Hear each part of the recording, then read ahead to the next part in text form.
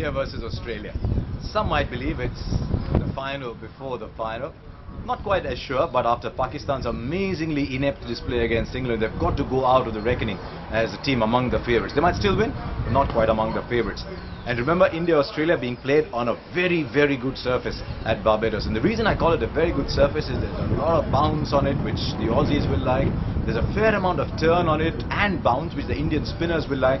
And if you're a batsman who likes the ball coming on, like the Indian batsmen do, like all good batsmen do, then it's not that difficult to bat either. And that might seem a strange statement given the number of runs that have been made.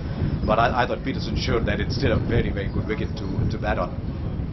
In one word, the story of this match is bounce. There is a theory going around the cricket world, and with some merit, that India don't like bounce. And so Australia will come out determined to bounce India out. And they'll want Mitchell Johnson to play as well, because he's a good practitioner of that short pitch ball now. How can India convert that bounce to their advantage? Well, for a start, you can't get bowled, you can't get LBW, so there's 2 forms of dismissals gone if you bowl the short ball. But India will have to figure out a way of getting round that short pitch ball. And I think it's very, very important from India's point of view that Gautam Gambhir is in good form. He's a hugely important person at the top of the order, because if him and Murali Vijay can give India a good start, then Yuvraj becomes a different player, Dhoni becomes a different player, then Yusuf Pathan can come in and slog, and just the whole script falls into place for India.